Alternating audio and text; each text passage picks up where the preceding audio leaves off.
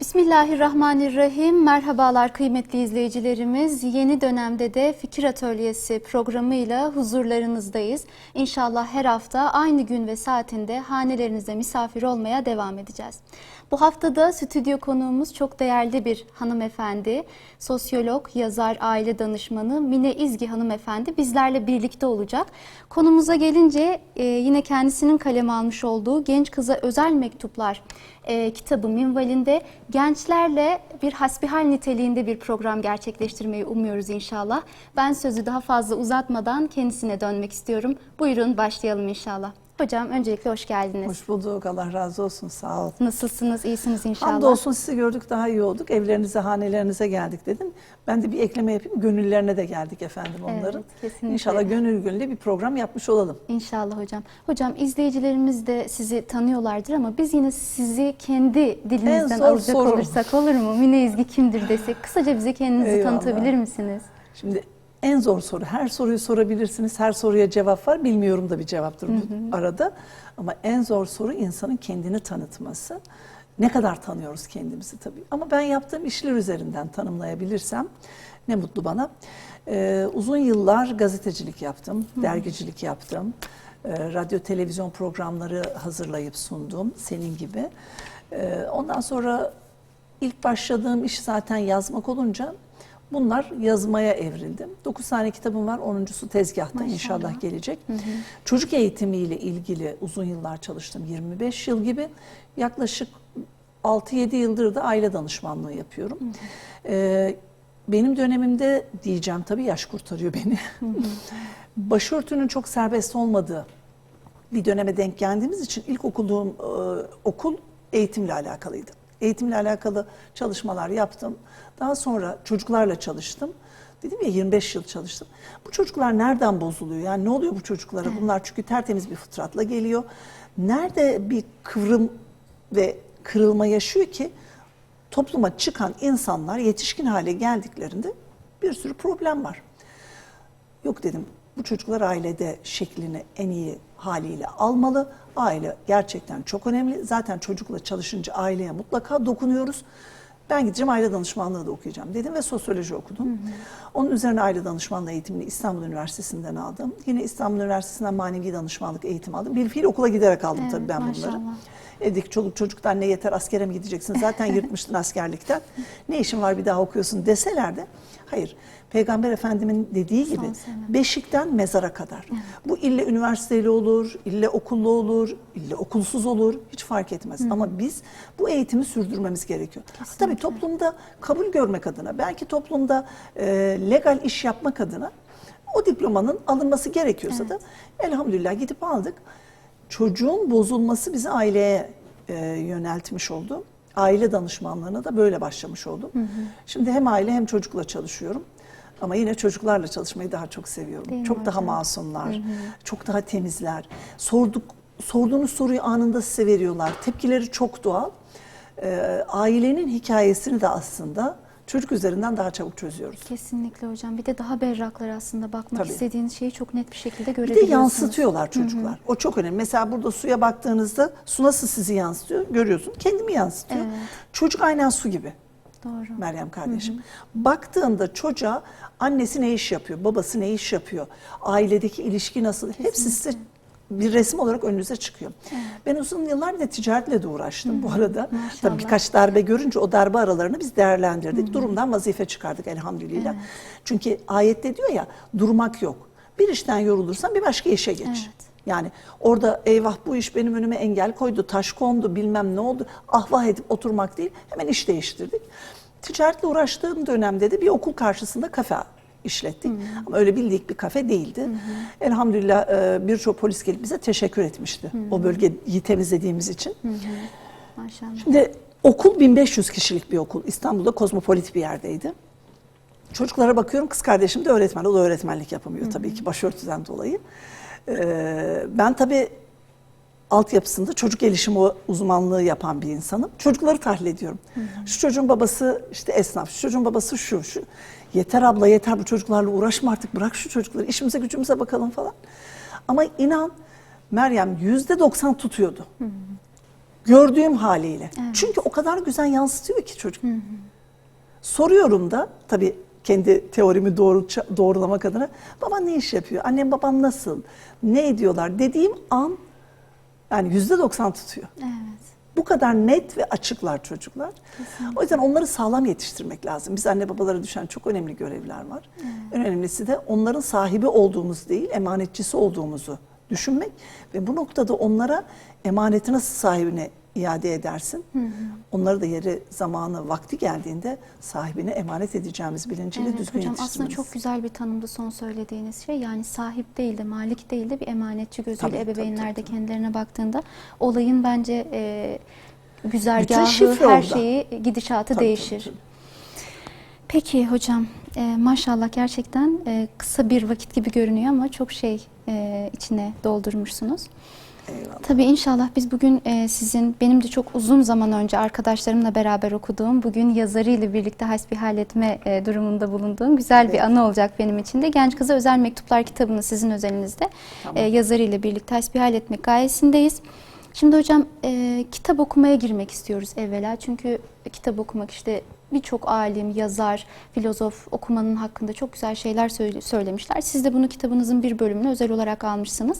Özellikle kitap okumanın gençler için gerekliliği ve alışkanlık süreci nasıl oluşturulmalı ve kitap okumanın önemi nedir sizin bazınızda? Buyurun. Şöyle bir şey var. Şimdi bizi dinleyen sevgili dostlara da şunu söylemek isterim.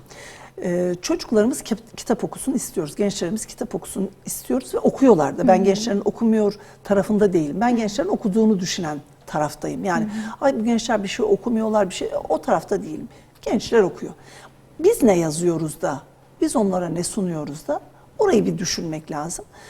Evvelinde bir insana, muhatabınıza okuma alışkanlığı ya da daha düzgün alışkanlıklar kazandırmak için yapmamız gereken ilk iş niçinini öğretmek. Niçin okuması gerekiyor gencin? Niçin okuması gerekiyor benim çocuğumun?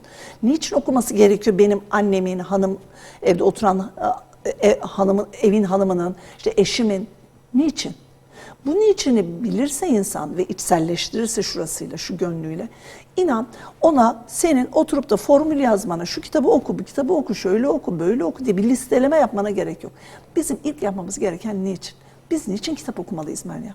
Evet. Diyeceksin ki hocam soruları burada ben soruyorum. Moderatör benim. Biz şunun için kitap okumalıyız. Biz kitap hediye edilen bir ümmetiz. Bize kitap hediye edilmiş. Peki nedir kitap? Kitap kullanma kılavuzudur. Şimdi en basit bir şey aldığınızda, geçen gün benim ufaklığın saçı çok gür, ben çok kullanmasam da ona dedi ki minik bir saç kurutma makinesi alalım, havuza götürüyoruz falan, sinüzit olmasın. Gayet minik bir şey aldık böyle. İnan o minicik saç kurutma makinesinin 60 küsür kullanma kılavuzu vardı. 3 dilde. Tabii Arapça, İngilizce, Almanca, Rusça, 3 bile değil 4. Türkçeyi de sayarsak 5 dil. 5 dilde kullanma kılavuzu var. En küçük bir aletin. Peki benim kullanma kılavuzum olmayacak mı? Var. İşte kitap benim kullanma kılavuzum. Hangi kitap? Tabii ki bütün kainatı yoktan var eden Rabbimin bana rehber olarak gönderdiği, bana yol haritası olarak gönderdiği Kur'an-ı Kerim. Evet. Onun için ilk emri oku Kur'an-ı Kerim'in. Evet, kendini çözmen için, kendini tanıman için. Hani ilk soruda dediniz ya, kendinizi tanıtır mısınız? Ne kadar zor. İnsanın kendini tanıması. Ne kadar tanıyoruz? İşte o Kur'an'ı okuyunca kendimizi tanıyabiliriz. O bizim kullanma kılavuzumuz. Ben kendimi tanımak için kitap okumalıyım. Niçinimi buldum. Herkesin niçini kendine göre değişebilir. Kesinlikle. Niçin okumalıyım? Ben iyi bir yere gelmek istiyorum. Bunun için. Eyvallah. Ondan sonra bu niçinlerin üzerine sen nasıl okuman lazım?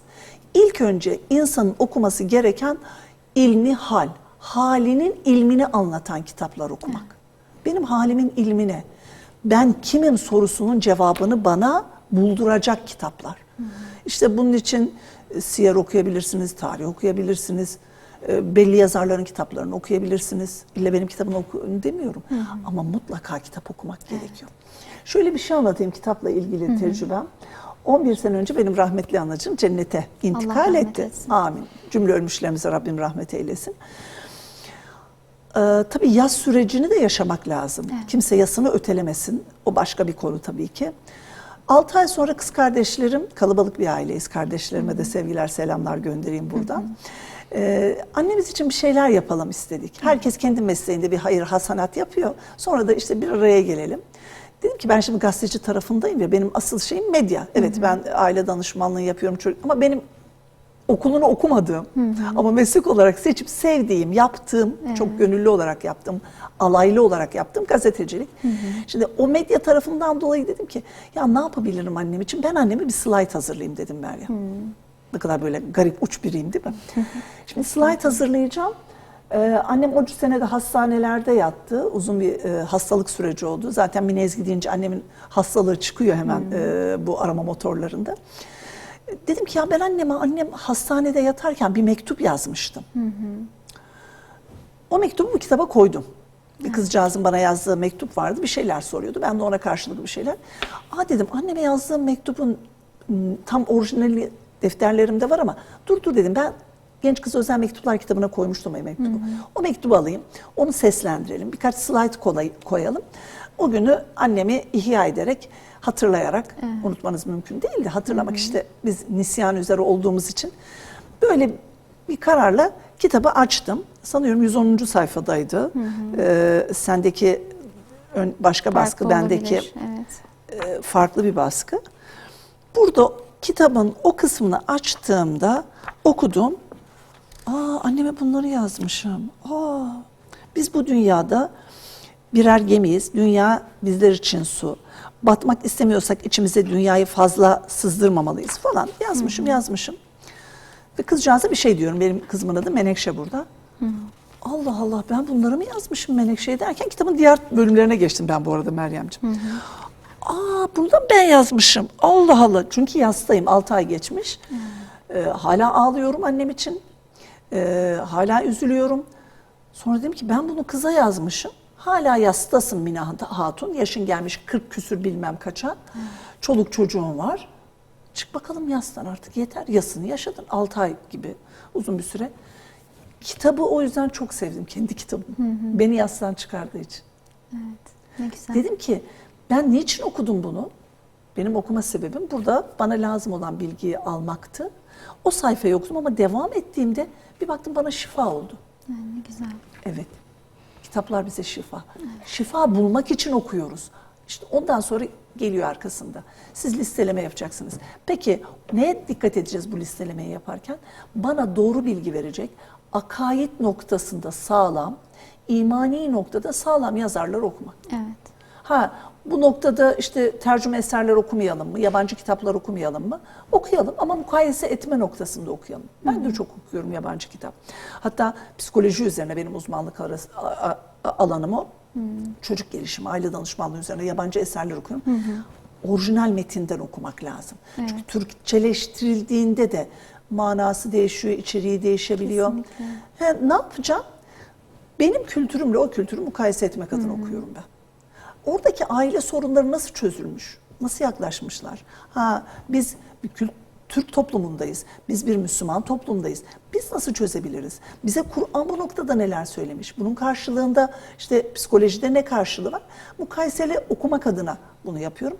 O yüzden herkes kendi niçinini bulsun ve baz olarak da akaidi sağlam, ayakları yere sağlam basan kitapları okumayı mutlaka tercih etsin. İnşallah, eyvallah hocam. Gerçekten niçininin içini doldurmak, ifade ettiğiniz gibi çok önemli bir husus. İnşallah biz de bu konuda ön ayak olmuş oluruz, izleyicilerimiz için de demiş olalım.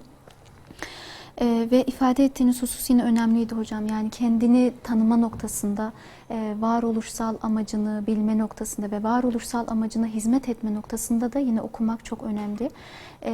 İfade ettiğiniz gibi bazen hani okumak illa işte bir şey bilgilendirme amacıyla okuyacağım değil. Bazen hani yine çok kötü olmadığı sürece belki kafa dağıtmak için de olabilir bu da. Orada niçin önemli? Ben mesela bazen oturuyorum, benim oğlanın okuduğum masal kitabını okuyorum. O gün o masanın içinden geçip yine ben kendime yolculuk yapıyorum. Evet. Çünkü amacım kendime gelmek, hep kendimde olmak, kendimi bulmak, kendimi tanımak. Çıkış noktası o. Çünkü düşünsenize, ümmi olan bir peygambere, bir insana, çünkü özelinde Peygamber Efendimiz Rabbimizin söylediği gibi önce kuldu, insandı. Bir insana, bir beşere Allah okuma yazma bilmediği halde neden oku der. Evet. Ve 3 kere tekrar eder peygamber. Ben okuma bilmiyorum. Çünkü önce kendini okuyacaksın. Kainatı okuyacaksın. Toplumu okuyacaksın. Sonra eline verilen bir kitap okuyacaksın. Kesinlikle. Şair diyor ya, ben kimim, ecdadım kim? Set çekmiş inkarcılar, sokaklara dökülmüş mesnetsiz davacılar. İşte ne olduğumu, kim olduğumu bileceğim ve onu da bir mesnede, senede dayandırmak için doğru kaynaktan beslenip kitap okuyacağım. Kesinlikle Bu beni hocam. besleyecek. Evet, bir de kainatı okuma noktasında küçük bir anekdotumu paylaşmak istiyorum. Tabii, Bir tabii, defasında babam ve kız kardeşimle birlikte bir yolculuk yapıyorduk. Aslında böyle şehirler arası bir yolculuk değildi. Normal otobüs yolculuğuydu. Kız kardeşim kitabını çıkarmış, kitabını okumaya başlamıştı. Babam onu orada durdurdu. Dedi ki şu an kitap okumanın sırası değil. Bak dedi, insanları oku dedi. Hepsinin yüzlerinde farklı bir endişe, farklı bir duygu durumu var. Ve hayatı oku, bak. Bu caddelere bir bak ya dedi, onları bir oku. Bunlar dedi okuyacağın şu an kitaptan daha ehem dedi, daha çok şey sana katacak, emin ol ki dedi iç dünyanı. Gerçekten o gün bizim için de öyleydi yani, artık hani yollara vesaire çıktığımız zaman biraz daha böyle hayatı okuma noktasında o gözlüğü takıyoruz gözümüze ve daha sonra işte cadde ve sokak bile olabilir hocam. Hani şehrin kendisini okumak bile hakikaten insanın gelişim sürecine çok fazla katkısı olan hususlardan bir tanesi diyelim. Bir şey daha eklemek istiyorum. Buyurun lütfen. Kardeşim. Kitap okumak için zaman yoktur. Evet. Ya boş zamanım yok kitap okumak için. Zaten senin zamanın yok. Evet. Boş zamanı bir insanın olur mu ya? Mümkün değil. Boş zaman nasıl bir kavram? Ben bunu da bilmiyorum. Mesela insanın emeklisi. Diyecek şimdi millet, ya emekli olacağız ya bu kadar yasa çıkarız, bir sürü iş yapıyoruz. Olsa insanın rahmetlisi olur. Bunun için de ben özel bir zaman ayırmayacağım. Benim hayatımın, yaşantımın içerisinde yeri olan, o aralıklar içerisinde de okumam gereken bir eylem. Evet. Aynen, yemek için yemenin zamanı var mı? Tabii var, sabah kahvaltımız var, öğlen yemeği var, akşam yemeği var. Okumanın yeri nerede? Evet. Boş zaman yok ki. Boş zaman yok bir kere. Çünkü haz ve hız çağında yaşıyoruz. Kesinlikle. Ne zamanı boşaltacaksın da gideceksin ya. Oh, şimdi bir boş zamandayım, gideyim de bir kitap okuyayım. Böyle bir şey değildir kitap. Senin beslenmen, gıdalanman onun için, niçinin önemli. Niçin okuyorsun? Evet, kesinlikle. Dediğim gibi bazen yeri gelir açarsın, çok eğlenceli bir mizah kitabı okursun, bir dergi okursun. Dergi okumayı da çok severim bu arada. Evet. Çünkü dergicilikten gelmeyim ben. Dergi okursun, dergide belli bir yazarın seri halinde yazısını okursun. O yazarla alakalı bilgi edinmek istiyorsun, üslubunu öğrenmek istiyorsun. Ya kitapları çok kalın diyorsun. Evet, eyvallah. Ama niçini doğru belirle ve boş zaman arama. Senin ihtiyacın olan zaman içerisindeki yerini belirle ve kitap okumayı hayatının merkezine al. Evet. Bu yüzden de duygulara kulak vermek de önemli değil mi hocam? Tabii, Bir de tabii. ifade ettiğiniz hız ve hız çağında yaşıyoruz açıkçası. Hız O yüzden da haz da. evet, doğru. Ya haz merkezimde diyor ki ya kitap okuyacağıma ne yapayım, dinleyeyim. Dinlemek de iyidir tabii ki. Ama okumanın zevki başka bir şey ya. Kesinlikle ve okumanın yerini almıyor. O göz. Mesela ben bazen diyorum, benim delikanlıya da söylüyorum. Bak, okurken şöyle yap evladım. Aç kitabı. Şunu parmağını da göster. Dokun, kitaba dokun ya. Kesinlikle. Kitaba dokunmanın zevki nasıl bir şey? Efendim gözünle bak, harflere bak. Harflerin o sıralanışı sana ifade ettiği. Mesela kendi nefsini düşünüp dost arayan hizmetçi arıyor demektir diyor Cenab-ı Şehabettin. Vay, niye bunu böyle söylemiş Cenab-ı Şehabettin acaba? Buradaki okumaları yaparken o dokunmak, o göz teması kurmak, kitapla kendini içselleştirmek, Kesinlikle. kitabı daha rahat anlayabilmek. Bir de Öbür artık türlü dijital afaki ortamlarda kalıyor. okumalar çıktı. Ya Zorluyor fazlasıyla bizim bu benim akademik süreç. gözlerimi rahatsız ediyor işin Evet. açıkçası. Yani çok okuyamıyorum. Ekran, o noktada ışık, sağlık olarak da sıkıntı. Göz doktorum, çünkü benim hem yakın hem uzak gözlüğüm olduğu için yaşımdan dolayı bana söylediği kitabı okumak, kitabın hamuru bile önemli gözün yorulması Değil ve mi? yorulmaması açısından. Düşün, bir de ekran üzerinden okuyorsun bunu. Evet. Her şeyi. Bari kitabı elime alıp okuyayım ya. Kesinlikle. Zaten birçok işlemi onun üzerinden yapmak zorundayım. Bu sefer de kitabın yerini ekran aldığından dolayı bırakılmaz oluyor, vazgeçilmez oluyor. Mesela bazen gençlerle seminerlere gidiyorum. Gençler diyorum, 45 dakika telefonunu masanın üstüne bırakacak olan baba yiğit var mı? İnan %50 çıkmıyor. Bırakamıyor. Evet. Niye? Hayırdır, Cumhurbaşkanı sizi mi arıyor? Çünkü ben Cumhurbaşkanı'ndan aşağıya bakmıyorum falan yapıyorum. Ne falan yapıyorlar. Tabii diyorum, Cumhurbaşkanı da beni aramayacağına göre bırakabilirim. Evet. Ne akıyor da siz oradan bir şeyleri kaçırıyorsunuz? Ama kitap için öyle bir şey değil. Kitabı anında bırakıyoruz hiç. Evet, maalesef hocam. Gerçekten. Hocam peki başarı kavramına gelmek istiyorum. Siz acaba bunun altını nasıl dolduracaksınız? Ama öncesinde gerçekten başarı, salt başarı asrımızın aslında büyük problemlerinden bir tanesi olmaya başladı. Çünkü sürekli çevremizde bir şeyleri başarmak için çok büyük bir hırsla bütün Maalesef. değerlerini maalesef ezip çiğneyen insanların olduğunu görmeye başladık. Ki bu gerçekten çok üzücü bir durum. Nitekim hani biz seferden sorumluyuz, zaferden değil diye bir söz de vardı.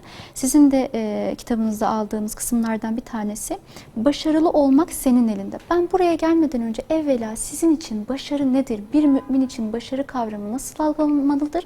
Daha sonra başarılı olmak senin elinde neyi kastediyorsunuz aslında? Bunu öğrenmek istiyorum. Değerli izleyicilerimiz, şimdi kısa bir aradan sonra tekrar buradayız inşallah.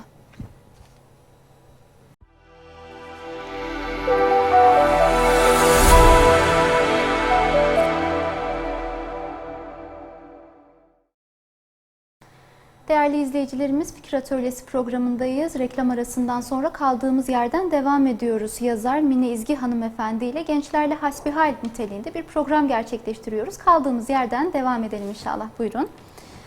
Hocam en son şu başlığı size sormak istemiştim. Araya girdik. Başarı kavramını öncelikle sizin için sormak istiyorum. Başarı sizce sizin için nedir? Evvela bunu öğrenmek istiyorum. Çünkü asrımızın büyük problemlerinden bir tanesi haline geldi maalesef son zamanlarda. Sadece başarı eksenli bir yaşam söz konusu olmaya başladı bireylerde. Büyük bir hırsla bütün değerleri üst ederek sadece başarıya yönlenmiş bir gençlikle de maalesef karşı karşıyayız. Peki sizin için başarı kavramı nedir? Ve siz kitabınızın bir bölümünde başarılı olmak senin elinde demişsiniz. Sizden bunu alalım inşallah. Buyurun. Şimdi şöyle bir şey var. Yanlış okuduğun bir adresi ne kadar ısrarla ararsan ara bulamazsın.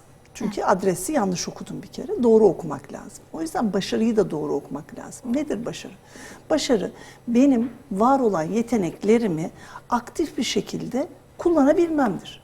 Hangi yeteneğim var benim? Ben kendim üzerinden gideyim. Daha olayı somutlaştırmış oluruz. Ben yazmayı seven, konuşmayı seven, bu konuda yeteneği olan biri olduğumu fark eden biriyim. O zaman ne yapacağım? Bunu üzerine katlayarak kendimle yarış edeceğim. Ama biz başarı deyince başkalarıyla yarışıyoruz ve yarış atı gibi, izleme senin söylediğin gibi. Nedir? İşte iyi bir okulu kazanmam lazım. İyi okul kazandıktan sonra iyi bir iş sahibi olmam lazım. İyi bir iş, iyi bir kariyer. Ama kime göre ve neye göre, niçin? İşte onun içini doğru belirlemek bu açıdan da önemli. Evet. Ben kendi yeteneklerimin farkına varacağım ve kendi yeteneklerim doğrultusunda güzel ve hayırlı işler yapacağım ve bunların da merkezine rızaen lillah, Allah rızasını koyacağım. Evet. Şimdi başarılıyım diye de şunu yapmamak lazım. Ya ben çok güzel konuşuyorum, iyi konuşan bir insanım. O zaman her yerde, her şekilde konuşayım değil. Evet. Benim o konuda da sınırlarım var. Çünkü bana Kur'an diyor ki haddini bil. Bu çok güzel. Haddini bilmek. Bizim şu yüzyıldaki insanlara baktığımızda en büyük handikapları nedir? Çok şey biliyoruz. Evet. Bilmek eyvallah güzel tabii ki ama bilgiyi içselleştirip yaşama dökmek önemli. Kesinlikle olan. Burada ben diyorum ki çok bir şey bilmeyelim. Sadece haddimizi bilelim yeter. Haddimi bildiğim zaman yaşıma göre davranışımı, yeteneğimi, her şeyimi bileceğim. Sınırlarımı bileceğim. Kendi sınırlarım çerçevesinde yapabileceklerimin farkına varacağım. İşte bu başarı. Evet. Ben bir hedef koyacağım. Koyduğum o hedeflere ulaşabilme noktasında gayretimi ortaya koyacağım. Bunun üstüne şunu eklemeyeceğim. Ya ben bu kadar çalışıyorum olmuyor. Ya da çalışmadan da olur mu? Bende bu yetenek var. Değil. Evet, yeteneğimi fark ettiğim ama gayretimi ve istikrarımı, azmimi onun üstüne ekleyerek yol alma noktasında yolcu olduğumu unutmayacağım. Sefer emrolunduğumuz şeydir ama zafer emrolunduğumuz ya da olmazsa bizim için olmaz bir şey değil. Verirse Rabbim nurun ala nur. Şükrünü eda edebiliyorsak ne mutlu bize. Ama seferi yapmak zorundayız. Nedir seferim? Benim o var olan içimdeki cevherlere yönelik durum, davranış, tutum, iş, başarı, çalışma, gayret bunu göstermek ve ortaya koymak. Bunun için gençlere ben kendi çocuklarıma da söylüyorum. Evladım ölçünüz ne olacak bu konuda? Yaptığın işi kendi yeteneklerin doğrultusunda en iyi yapman. Yaptığın işin lideri olman. Sanıyorum bu kitapta ya da Nitelikli Genç Kız Rehberinde. Bunun bir öncesi. Bu biraz daha işte liseden sonraki kızlar için bu kitabımız. Bu da son baskısı bu arada. Nitelikli Genç Kız Rehberi daha biraz küçük. Ortaokul itibariyle. Sanıyorum orada söyledim. Benim evlatlara habire söylediğim cümle. Yaptığın işin lideri ol. Hangi iş olursa olsun başarı o. Yaptığın işi en güzel yapmak. Peki Kur'an buna ne diyor? Bakın bu anlattıklarımızın hepsi psikolojide anlatılıyor, söyleniyor, yazılıyor, çiziliyor, kuramları var.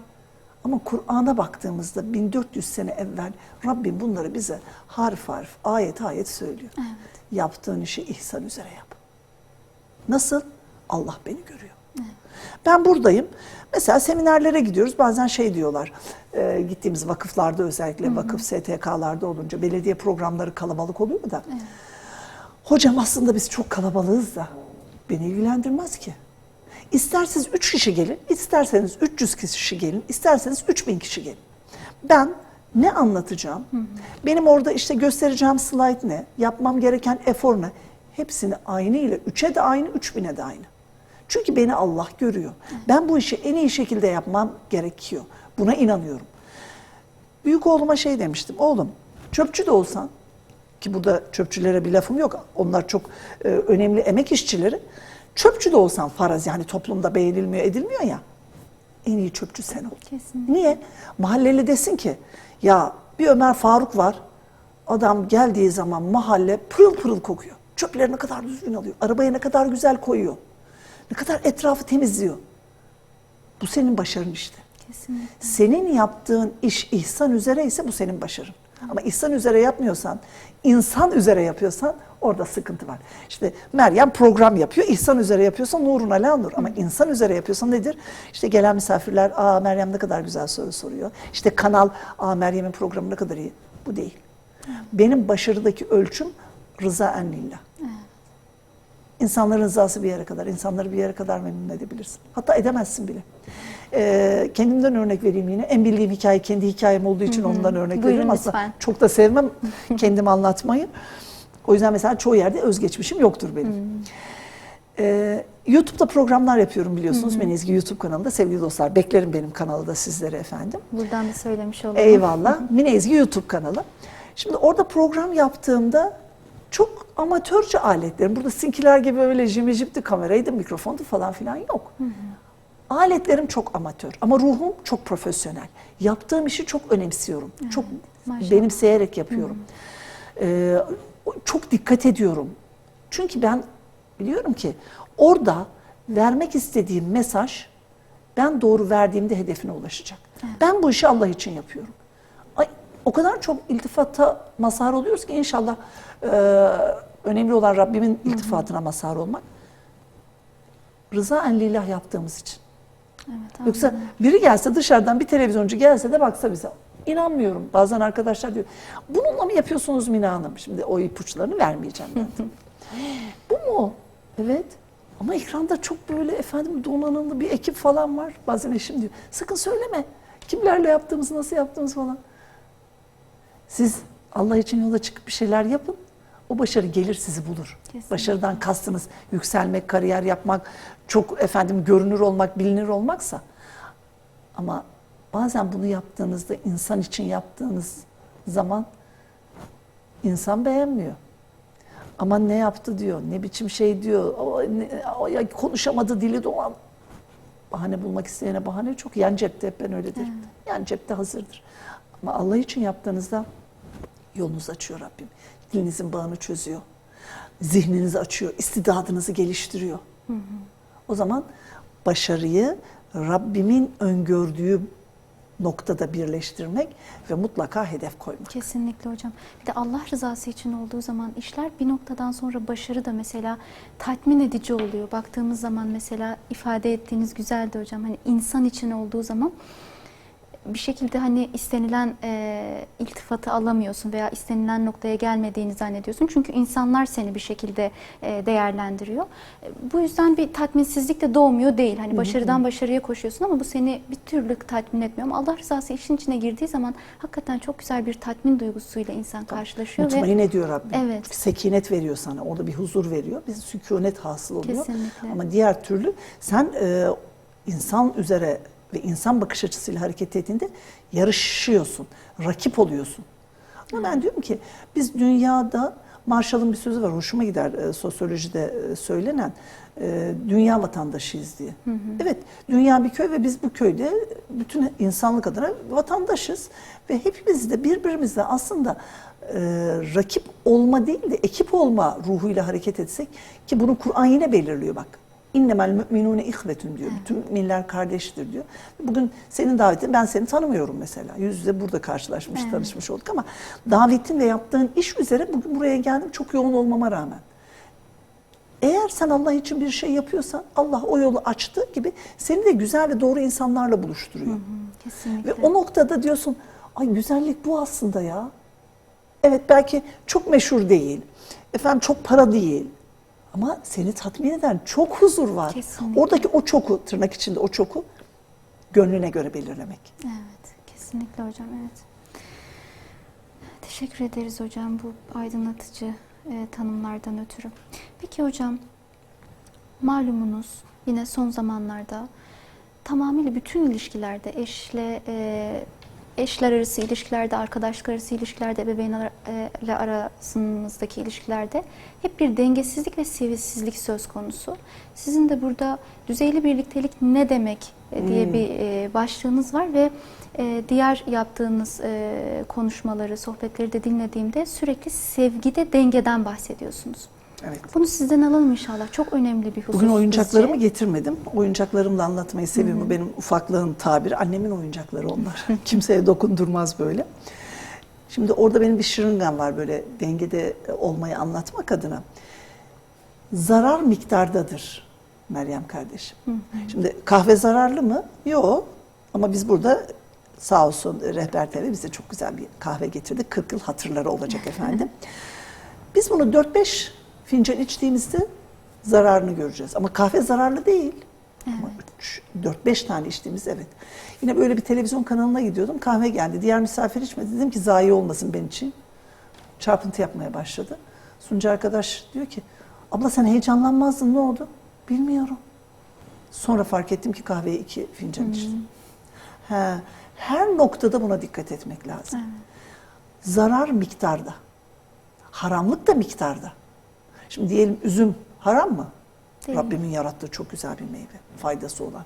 Çok muhteşem bir meyve baktığınız zaman. Ama siz onu bir miktar tutuyorsunuz. Yine faydalı bir şeye dönüşüyor. Sirke oluyor. O da iyi, helal. Sirkeyi bir miktar daha tutuyorsunuz. O miktarı uzatıyorsunuz. Şarap oluyor. Evet. Helalden harama nasıl vardık? Miktarda. O zaman benim miktarı doğru ayarlamam gerekiyor.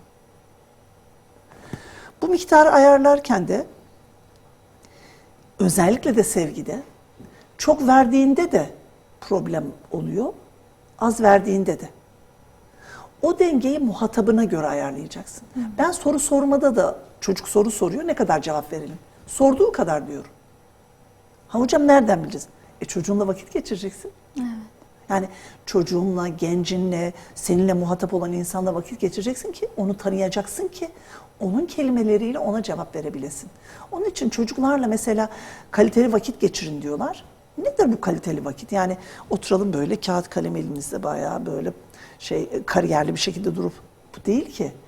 Her iki tarafında mutlu olduğu bir vakit geçirme. Mesela şu an gayet mutluyuz ve gayet güzel gidiyor. Çünkü ben de bu işi seviyorum. Sen bu işi seviyorsun ve buradasın. Şu an biz kaliteli bir vakit geçiriyoruz. İki kişinin de sevdiği bir şeyi yapmaktır kaliteli vakit geçirmek. Kesinlikle. Peki cevaba ne kadar, soruya o kadar cevap? Çocuğum hangi kelimeleri anlıyor? Bana neyi sordu da ben ona ne istiyor da neyin cevabını vereceğim? Çocuk geliyor soruyor, anne bu ne? Fincan. Değil. Hocam fincan dedi, bir tek soru sordu, ben de bir tek cevap verdim işte. Bu fincan ne işe yarıyor? Nerede kullanılıyor? İçinde ne var? Bunları görmek istiyor. O ne derken sadece fincan ya da kahve demeni istemiyor. Kahve ne? Bilmiyor. hangi kelimeleri anlıyor? Neler onu tatmin edecek sorusunu, kafasında bir daha ikinci, üçüncü, beşinci soruyu getirmeyecek. O noktada cevap vermek. Bunun için o miktarı ayarlamak için insanlarla o seviyeli ilişkimizi sağlıklı tutmamız gerekiyor. Bunun için de en önemlisi de senin yaptığın çok güzel, dinleyebilmek. Evet. En az yaptığımız şey. Biz konuşmanın çok önemli olduğunu, hep söylemenin bir şeyler kazandırdığını zannederiz ama en önemlisi dinlemek. Dinlerken demlenmek hep her zaman derim yani böyle. Ben de dinlenmek derim. Evet. Dinlerken dinlenmek. Dinleniyorsun ya. Ne güzel birileri sana bir şey anlatıyor. Benim Allah rahmet eylesin yan komşum Melek teyzeciğim vardı. Sevim komşumun annesi. Hı hı. Melek teyzeye giderdim. Melek teyze konuşmayı çok severdi. Yaşlı, apartmanımızın yaşlısı. Kalabalık bir aile, geleni gideni çok ama ben onu dinlemeyi seviyordum. Evet. Giderdim Melek teyze sohbet eder. Ben böyle. Öyle mi Melek teyze? Sadece dinliyorum. 2-3 kelime arada söylüyorum. Dinlenerek eve geri dönüyordum. Ne güzel birilerini dinledim. Ben birileri konuştu ve ben sustum. Çocuğumuzu da dinlersek aslında onun hangi kelimelerle anlayacağını öğrenmiş olacağız ve ona göre de sevgimizi de ilgimizi de dengeli bir şekilde vereceğiz. Kesinlikle. Hocam bir de sosyal ilişkilerde de bence dinlemek artık çok fazla az olmaya başladı. Az yani mı? Yok herkes ki. Evet. Hani konuşmanın derdinde bir türlü ya da işte böyle sadece suni, yüzeysel bir dinleme, hemen sıra bana gelsin de ben de kendi tezimi ortaya atayım tarzında böyle bazen sosyal ilişkilerimizde de görebiliyoruz, kendi çevremizde dahi. Maalesef dinlenme olabildiğince ifade ettiğiniz gibi bence hani çok az, siz yok diyorsunuz. Gerçekten de öyle. Aslında dinlemek de bir bakıma okumak değil midir sizce tabii, de? Tabii. Hani demin dedin ya dinlemek ve demlenmek. Evet. Şimdi çayı evet şu an kahvemiz var ama çayı nasıl içiyorsunuz? Demle yani soruyorlar bile demle hemen olsun ve getirin. Bekliyorsunuz bir 5-10 dakika bekliyorsun bir demlensin, bir demini alsın. Bir o suyla çay hemhal olsun birbirine karışsın, özleri birbirine geçsin. İşte aslında dinlediğimizde biz o demlenmeyi dediğin gibi yapıyoruz. Karşı tarafla özdeşem kurabiliyoruz. Ama dinlemediğimizde yapmıyoruz bunu. Ne yapıyoruz? Beyin çalışıyor. Meryem şu soruyu sordu. Dur o şunları söylerken ben şuna şu cevap vereceğim. O ne derse desin ben bildiğimi okuyacağım. Kafamda bir sürü bir şey. Hayır sadece salt dinlemek. Meryem'i dinliyorum. Evet. Gözlerine bakmak ve onu dinlemek. Özellikle bunu çocuklarda çok yapmak lazım Meryem kardeşim. Bugün dinlenmeyen çocuk yarın kendini değersiz hissediyor. Kesinlikle hocam. Evet ve yani yetişkinlik sürecinde de bir yerden sonra sular çekildiği zaman bunun tabiri caizse enkazı bile görülebiliyor birçok çocukta. Hatta evliliklerde sorunlar en çok buradan çıkıyor. Çünkü düşünsene evde 2 susmayan kişi. Birinin susması lazım ama. Evet, ya bu kadın ya erkek bu ayrımı yapmıyorum. Biri susacak arkadaş. Herkesi birden. Aynı anda konuştuğu zaman zaten hiçbir şey anlaşılmayacak. O yüzden dinlemeyi bilmek lazım. Çocuklarımıza neyi öğretelim derseniz konuşmaktan önce dinlemeyi öğretmek lazım. Kesinlikle. Ama tabii bunu nasıl yapacağız? Biz onları dinleyeceğiz. Çocuk bir şey söylerken tamam evladım, bir dakika evladım, elimizde işte o 3T'den biri telefon, televizyon, tablet. Bir dakika evladım işte oradan bir şeyleri kaydırıyoruz. Bir dakika dur yapma tamam falan. Ya da tamam oğlum mış gibi yapmak. Evet. Tamam kızım. Çocuk sorsa dese şöyle bir cümle. Anne ne anlattı? Ben son söylediğim hangi kelimeydi? Bir kalırız yani. Evet. Veya hocam gençlerde de şöyle oldu artık son zamanlarda ifade ettiğiniz gibi 3T'den biriyle hemhal olunurken anne babadan biri gelip bir soru sorar veya bir şey danışır veya içini dökmek ister o gün. Böyle sürekli ekran karşısında. Ben buna şahit olduğumda çok üzülmüştüm. Hani elimizden geldiği kadar kız kardeşlerimize, anne babamıza böyle bir şeye maruz bırakmamak istiyoruz ve çok dikkat ediyoruz. Fakat kendi çevremizde de gördüğümüz zaman gerçekten ben annenin yerine çok üzülüyorum. Çünkü kendisini değersiz hissediyor ve orada da artık bir iletişim bozukluğu ve kopukluğu hasıl olmaya başlıyor. İşte ekranlarla değil, akranlarla. Hepimiz için geçerli bu akranlar. Ben de benim akranlarımla oturayım yani devamlı ekranda nereye kadar? O yüzden bir de hep söylerim kitapta sanıyorum Kızımı Yetiştiriyorum kitabındaydı. Çocuklarınızı ekran karşısına park edeceğinizi elinden tutun parka götür. Yani bir temasta bulunun, bir sosyal çevre olsun. Bir dokunun çocuğa. Orada dokunmuyorsun hiçbir şey. Evet dokunuyorsun dokunmatik ama o telefon, tablet her neyse. O sadece sanal bir dokunma. Canlı bir dokunma değil, bir şey geçmiyor sana. Özellikle de olumlu bir şey geçmiyor. Evet geçiyor ama negatif. Bir sürü ultraviyole ışınlar, sıkıntılar falan filan, ama bir insana dokunduğunda ondaki o olumlu enerji, ısısı, vücudunun şeyi hepsi geçiyor insana, enerjisi. Evet, o frekans ancak Tabii. dokunmayla Dokunmayla oluşabiliyor. oluyor ve dokunmanın çok faydası var. Psikolojik olarak çok faydası da var. Bilimsel olarak da çok Tabii, var. çok açıklanmış bir durumda. O yüzden çocuklarınıza bol bol dokunun diyorum. Bırakın elinizdeki telefonları, onlara dokunmayın. Bir de şöyle bir şey var Meryem kardeşim, madem konu oraya geldi. Akşamları da kapatsınlar telefonları. Ben kapatıyorum. Çok hasbelkaderdir benim telefon açık. Çok nadirattandır mesela. Kapatsınlar telefonu. Nöbetçi eczane değiller, nöbetçi doktor değiller. Benim 2 kardeşim, biri doktor, biri eczacı. Benim efendinin telefonu uzun yıllar, ya efendi kapayın şu telefonu. Yok. Ya efendim ne olacaksa olacak. Olan gelecek, bizi bulacak yani. Ya akşam bir saatten sonra kapatın bari. Evde radyasyona maruz kalmayalım. Evet, Tamam. çok önemli. Anladım. Çok elzem işin. Amenna, ama odanın uzak bir bölgesinde dursun. Hatta eve girdiğimizde herkes telefonlarını bıraksın. Evet. Kendimizle bir hemhal olalım. Aynı çatı altındayız ama herkes farklı çatı altındaymış gibi davranıyor. Kesinlikle. Yani odalarımız aynı, soframız aynı ama aynı sofrada baba burada, anne orada, çocuk orada. Herkesin elinde bir oyuncak tabiri caizse. Yemek mi yiyorlar, ne yapıyorlar, yemeğin tadına vakıf olabiliyor mu? Mesela senin babanın yaptığı ne kadar güzel. Evet, yola vakıf ol evladım, yola bak. Şimdi yemeği yiyor, önünde salatada kaç renk var? Görmüyor ki, salatayı atıyor, oradan pilavı alıyor, çorbayı alıyor, neyse artık. Ama önünde de bir şey var, onu izliyor. Yemeğin farkında değil. Evet. Buna kurban etmeyelim. Yani o güzel vakitleri bu 3T'ye kurban etmeyelim. İnşallah hocam, programımız inşallah devamında gelecek zaten. Gerçekten hayatı kaçırmamak çok önemli. Bütün bu söylediklerinizi bir özetle ele alacak olacaksak, hayatı kaçırmamak, anı yaşamak ve geleceğe dair ümitli olabilmek ve geleceğe dair, hani anı yaşamak diyoruz, bu son zamanlarda çok sıkça duyulan ona bir kavram akışta oldu kalmak ama diyorum. evet hocam, hani mesela Yani şey akıyor, diyordular. orada kal. Evet. Bir akış var. Sen o akışla beraber hani saman çöpü gibi akışa gitmek değil. O akışı fark etmek. Çünkü yolcuyuz biz bu hayat üzerinde. Kesinlikle. O yolculuğun farkına varmak. Ve Aynen. algı da yolculukta çok açıktır. Kesinlikle. Bunu Yani bilmek lazım. özü keşfetmeye de inşallah gireceğim. Şu an vaktimiz artık çok kifayet etmedi. İkinci programa diyelim inşallah. Bu konular gerçekten önemli. Biz de zaten toplumumuz arasında televizyon olarak, medyamız olarak bir köprü vazifesi görmeyi hedefliyoruz. Bugün inşallah tekrardan ileriki konularda da dönemlerde de sizlerle bu konuda İnşallah, görüşebiliriz inşallah. diyelim inşallah hocam. Çok teşekkür ederim Ben hocam. teşekkür ederim. Çok katılımınızdan sağ olun. dolayı. Allah razı olsun. Daha sorularımız vardı, inşallah diğer programa diyelim. Çok teşekkür ederim. Ağzınıza, yüreğinize sağlık. Bir mukabele.